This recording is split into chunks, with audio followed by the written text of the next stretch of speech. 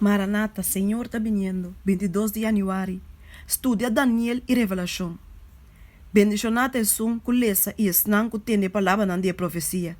E que paga atenção na coisa não que para escrever dentro. Para sobre tempo de cerca.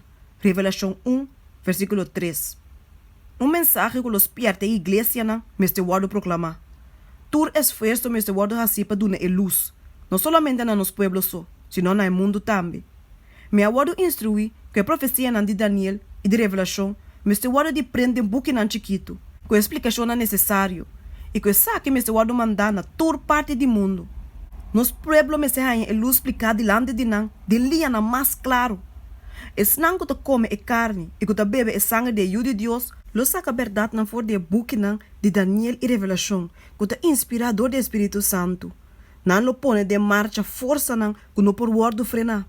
E lep tanto muito na lo word abrir para proclamar o mistério que o word escondi for de mente nan de ende.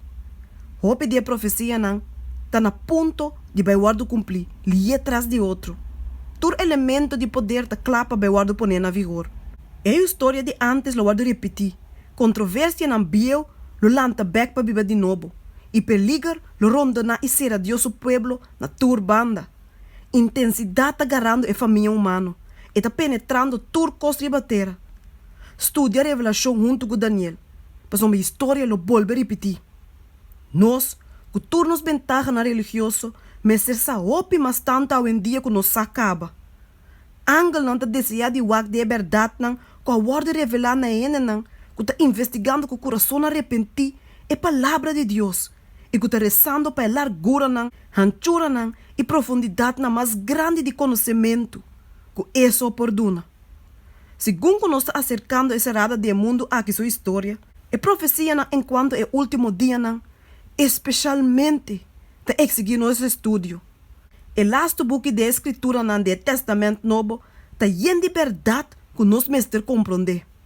Satanás ciega a mente de assina tanto gente de tal maneira que não está contente com toda excuse para não fazer o book de Revelação na estúdio. Pero Cristo, para meio de seu servidor Juan, a declarar que lo vai suceder de último dia. E esta bisa, bendicionata é som, que lesa e não que tem a palavra de profecia. E que te paga atenção na coisa que te parece que bidem.